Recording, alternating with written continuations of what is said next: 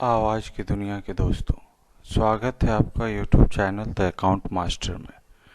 Today I am here to deliver a lecture on the subject business environment for the student of MCOM semester 2, and the topic of today's lecture is pillars of democracy.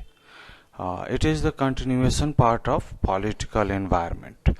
तो ये जो lecture है वो political environment का second part है। तो चलिए फिर हम लोग इस लेक्चर को स्टार्ट करते हैं। लेक्चर है pillars of democracy. Pillars of democracy. Pillars of democracy का मतलब है कि डेमोक्रेसी जो जैसे हम लोग जानते हैं इंडिया में डेमोक्रेटिक गवर्नमेंट है, तो इंडिया में जो डेमोक्रेसी है वो 3 स्तंभ पे है। तो उसी 3 स्तंभ 3 पिलर्स के ऊपर में हम लोग ये पूरा लेक्चर डिस्कस करेंगे। Effective and efficient governance is the expectation of every civilized society.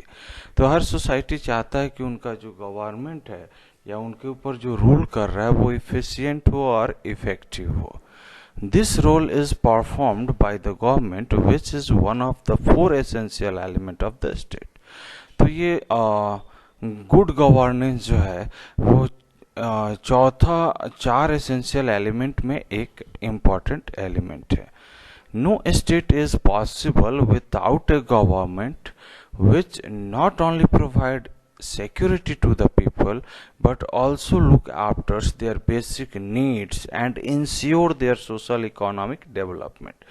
तो कोई भी देश में देखा जाए तो कोई भी देश बिना गवर्नमेंट का नहीं चल सकता। जैसे कोई भी राज्य बिना राजा का नहीं हो सकता, उसी तरह से कोई भी देश बिना गवर्नमेंट सरकार के नहीं हो सकता है। और सरकार सिर्फ लोगों को सुरक्षा ही नहीं देता है बट उनका जो बेसिक नीड है उसको भी फुलफिल करता है और उनका सोशियो इकोनॉमिक डेवलपमेंट भी इंश्योर करता है। We can say that the government is a set of institutions that exercise control through legal devices and imposes penalty on those who break the law for this purpose. Social acceptance of the power of the government to control people must be accepted by the people, voluntary and recognized by them. तो कहने का मतलब ये है कि जो सरकार है वो इकलौता एक व्यक्ति नहीं है। Government is a set of institution. Set मतलब बहुत सारे मिनिस्ट्रीज को मिला करके सरकार बनाया जाता है। तो ये मिनिस्ट्रीज का काम होता है कि जितने भी देश में इकोनॉमिक नॉन इकोनॉमिक एक्टिविटीज़ है, जितने भी लोग रहते हैं उनके ऊपर में कंट्रोल करना by making legal rules and regulations, और साथ में जो रूल्स एंड रेगुलेशन को फॉलो नहीं करते हैं तो उनको पनिशमेंट देना, पेनाल्टीज करना जो लॉ को तोड़ते हैं। A government normally function by dividing its functions between its organ, with each organ performing some specific functions. तो सरकार जो है वो अलग अलग डिवीजन ऑफ वर्क के प्रिंसिपल पे चलती है। सरकार क्या करती है कि अपने पूरे गवर्नेंस को छोटे छोटे हिस्सों में डिवाइड करती है और हर हिस्सा स्पेसिफिक पर्पस के लिए बनाया जाता है और उसका काम स्पेसिफिक फंक्शंस प्रोवाइड करना होता है। It is primarily perform 3 main functions: making law, enforcing law and adjudicating dispute. मतलब कानून बनाना, कानून को लागू करना और अगर कोई डिस्प्यूट है तो उसको सॉल्व करना। तो ये गवर्नमेंट का मेजर फंक्शंस होते हैं। चलिए फिर आगे देखते हैं। There are 3 institutions of the government: the legislature which makes the law, the executive which implement the law, and the judiciary which interpret the law and decides the dispute. तो भारत में भारत सरकार या गवर्नमेंट के 3 पिलर्स हैं, 3 institutions हैं mainly, जिसको हम लोग बोलते हैं लेजिस्लेचर, एग्जीक्यूटिव एंड जुडिशियरी। इनको हम लोग 3 पिलर्स भी बोलते हैं। तो 3 पिलर्स ऑफ डेमोक्रेसी। लेजिस्लेचर कानून बनाता है, एग्जीक्यूटिव कानून को लागू करता है और जुडिशियरी कोई अगर डिस्प्यूट होता है तो उस डिस्प्यूट को सॉल्व करता है। These institutions of the government are so well structured that they can perform their functions adequately. ये ऐसे बनाए जाते हैं कि ये अपना functions अच्छे से करते हैं. This system of dividing powers in three organ of the government known as separation of power. तो यहाँ पावर को डिवाइड किया गया है कि जैसे अभी हम बताए डिवीजन ऑफ वर्क का प्रिंसिपल अपनाया गया है ताकि गवर्नेंस जो है वो इफिशिएंटली और इफेक्टिवली परफॉर्म किया जा सके. तो देखा जाए तो ये ट्रेडिशन जो है यूएस में फैमिलियर है. हमारे कंट्री में we also have this system of separation of power to enjoy the democracy. और जो तीन इंस्टीट्यूशंस है वो तीनों institutions are make for their own to control and guide the behavior of the citizen of the country. Okay चलिए फिर आगे देखते हैं.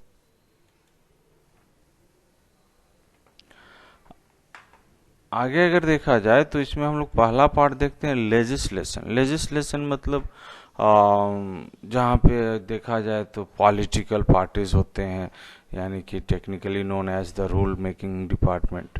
तो वैसा डिपार्टमेंट जहाँ पे रूल करने के लिए जो लेजिस्लेचर होते हैं लेजिस्लेशन कहलाते हैं. यहाँ पे जो लेजिस्लेशन है उनका मेन काम होता है कि कैसे देश को चलाना है.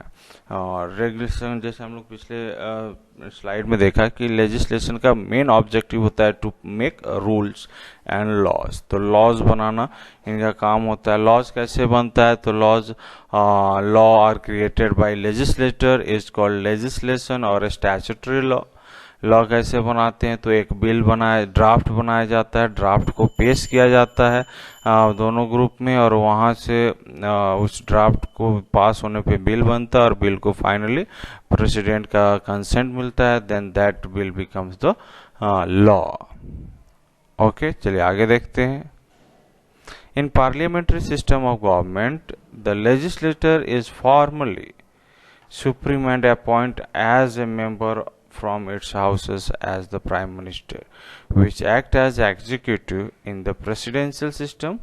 Separation of power doctrine, the legislature is considered an independent and co-equal branches of government along with both judiciary and executive. तो यहाँ पे दो तरह के गवर्नमेंट के बारे में बताया गया था, parliamentary forms of government and presidential form of government. देखा जाए इंडिया में पार्लियामेंट्री फॉर्म ऑफ गवर्नमेंट है और अदर कंट्री जैसे यूएसए हो गया जहाँ पे presidential forms of country government चलता है.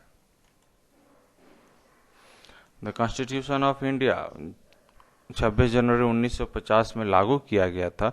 इसमें हम लोग प्रेसिडेंट और टू हाउसेस की बात करते हैं, राज्यसभा एंड लोकसभा के बारे में बात करते हैं.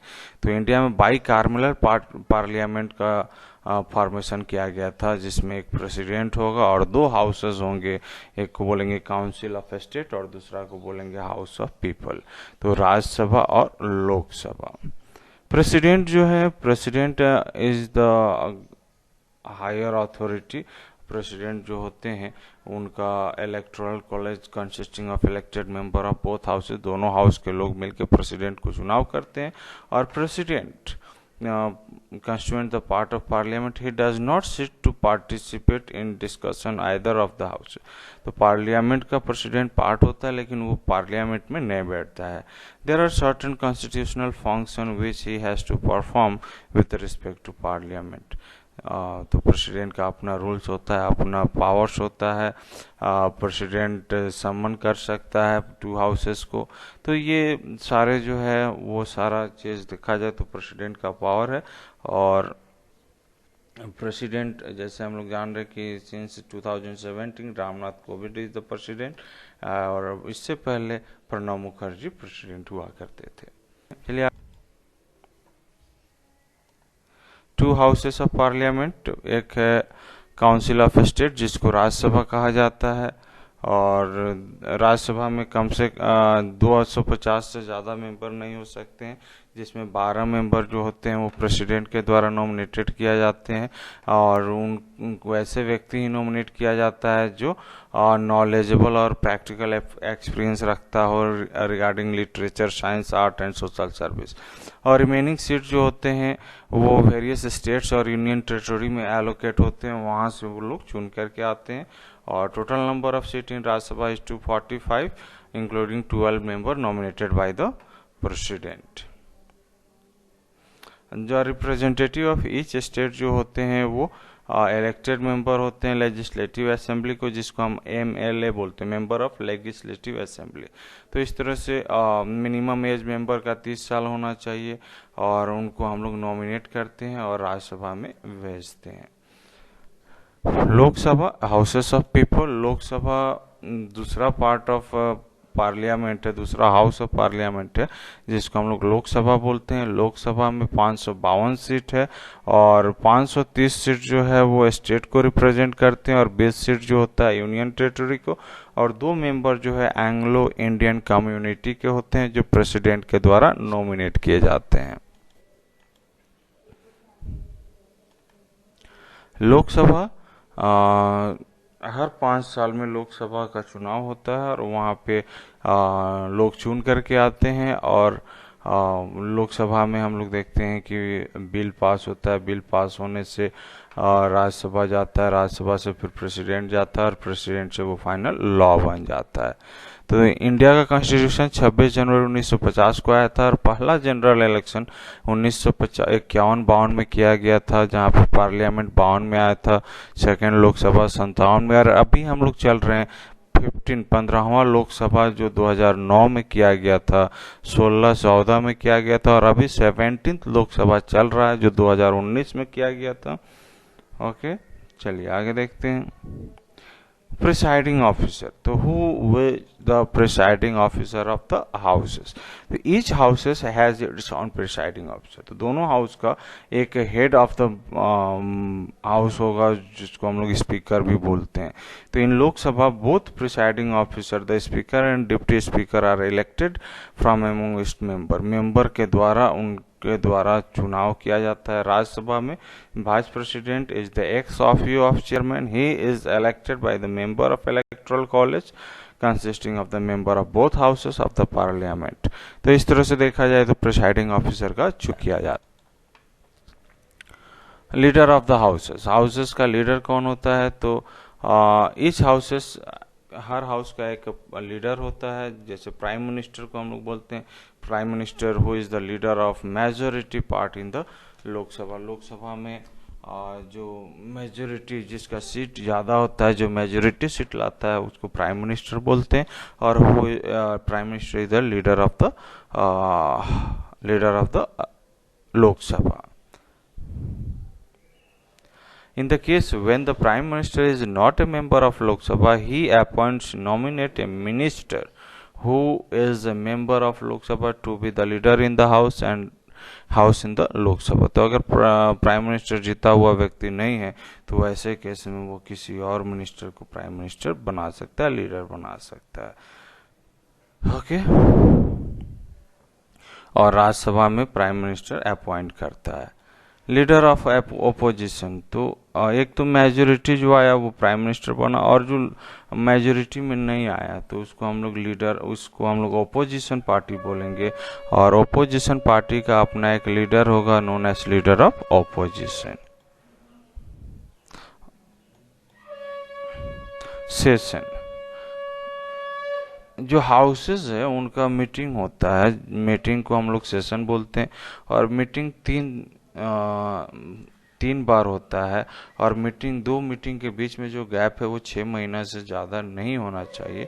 तो 3 मीटिंग होता है। क्या क्या होता है? तो पहला होता है बजट सेशन जो फरवरी से मई में होता है और दूसरा होता है मॉनसून सेशन जो जुलाई से अगस्त में होता है और तीसरा होता है विंटर सेशन जो नवंबर से दिसंबर में होता है। तो ये 3 सेशंस है जो पार्लियामेंट में होते रहते हैं। सेकेंड पिलर देखा जाए तो एग्जीक्यूशन, एग्जीक्यूटिव, तो execution is the implementing arm of government. तो जैसे हम लोग लेजिस्लेशन में देखे कि वो कानून बनाता है और एग्जीक्यूशन क्या करता है? कानून को लागू करता है, कैसे इम्प्लीमेंट किया जाए, तो ये एग्जीक्यूशन का काम होता है। तो एग्जीक्यूशन कैसे काम को इम्प्लीमेंट करती है, तो वो डिफरेंट डिपार्टमेंट्स बनाती है। जैसे टैक्स कलेक्टर होते हैं, टैक्स कलेक्शन डिपार्टमेंट, पुलिस होता है, इंस्पेक्टर होता है, सुपरवाइजर होता है, आर्मी अफसर होता है, डिस्ट्रिक्ट एंड स्टेट अफसर होते हैं, जो एग्जीक्यूशन डिपार्टमेंट के एग्जीक्यूशन ऑर्गेनाइजेशन के हिस्सा होते हैं, और that helps the government to execute the rules and laws formed by the legislation. तो देखा जाए तो ब्यूरोक्रेसी में सबसे इम्पोर्टेंट पार्ट होता है एग्जीक्यूशन डिपार्टमेंट का, क्योंकि कानून बनाना से ज़्यादा इम्पोर्टेंट होता है कैसे कानून को इम्प्लीमेंट किया जाए। तो एक बुक था function of executive written by Chester Barnard, उसमें था कि executive can be narrated as determination of objective, initiation of policy and manipulation of means, control over the instrument of action and stimulating the action and stimulation of coordination action। तो वैसा execution का main, executive का main काम होता है कि क्या objective है, कहाँ इम्प्लीमेंट करना है, कहाँ मैनिपुलेट करना है, कैसे इंस्ट्रूमेंट को कंट्रोल करना है, कैसे एक्शन को कंट्रोल करना। तो ये सारा activities is the main part of execution department. Government assumes four important role of economy in is explainer and regulatory role करता है एग्जीक्यूशन डिपार्टमेंट, प्रमोशनल रोल करता है, एंटरप्रेन्योर रोल करता है एंड प्लानिंग रोल करता है। तो ये चार फंक्शंस जो है वो एग्जीक्यूशन डिपार्टमेंट के द्वारा परफॉर्म किए जाते हैं। Third one, judiciary. जुडिशियरी तो लेजिस्लेशन कानून बनाता है, एग्जीक्यूशन उसको लागू कराता है, और जुडिशियरी क्या करता है कि अगर कोई सुधार करना है, अमेंडमेंट करना है, या कोई अगर गलत करता है तो उसकी गलती का सजा, पेनाल्टीज देना इज द काम of judiciary. Judiciary is also known as rule educating department of the government in quite simple terms, may be defined as third organ of the government concerned with the job of doing justice। तो ये न्याय करता है, गलत होने पे punish करता है और सही होने पे उसको न्याय देता है। तो क्या क्या फंक्शंस फॉर्म जुडिशियरी करता है उसको देखते हैं। तो पहला इंपॉर्टेंट फंक्शन है कि कोर्ट का एडमिनिस्ट्रेशन ऑफ जस्टिस करता है, कि जस्टिस मिलना चाहिए सबको। कोर्ट हियर करता है और डिसाइड करता है केस के सिविल, क्रिमिनल, कॉन्स्टिट्यूशन नेचर का जो केस है उसको वो सॉल्व करता है as per the rules and regulation. तो कोर्ट को हम लोग या जुडिशियरी को गार्जियन ऑफ द कॉन्स्टिट्यूशन कहते हैं। दूसरा है legislation is the work of legislature. तो ये जो लेजिस्लेचर का वर्क है उसको लेजिस्लेट करता है डिफरेंट वेज से। Where a law is silent the court decide what a law is and how it should be. तो जहाँ पे लॉ नहीं होता है या साइलेंट होता है वहाँ पे कोर्ट डिसाइड करता है कि क्या लॉ होना चाहिए और कैसे इसको मेंटेन करना चाहिए। Thirdly, the court in a federal system of government also plays an important role as an independent and impartial umpire between the central and regional government। तो ये एक एम्पायर की तरह काम करता है, ये गवर्नमेंट को डायरेक्शन देता है। Fourthly, the court are important agency of legitimizing the output of the government। तो गवर्नमेंट का जो आउटपुट है उसको लेजिस्लेट करता है कि वेदर इट इज रिक्वायर्ड और not required. It is expected that the court should keep themself aware from the growing urge aspiration of the peoples and should interpret the meaning of law. तो law को कैसे apply करना है, law को कैसे लोगों के ऊपर अडॉप्ट करना है, कैसे in the case of differences वो लागू करता है। पांचवा है the court should also stabilize and support the existing political system। तो existing political system को कैसे स्टेबल किया जाए, कैसे उनका सपोर्ट करता है ताकि ऑब्स्ट्रक्टिव और डिस्ट्रक्टिव जो कंडीशन है वो हट जाए और देश का जो पॉलिटिकल प्रॉब्लम है वो स्मूथली सॉल्व हो सके। और the most controversial function of the court lies in their power of judiciary review under which they have the capacity to examine the validity of legislature and administrative measures। तो legislature और administrative measures को वो validate करता है और declare करता है कि part of full, intra virus और ultra virus of the constitution।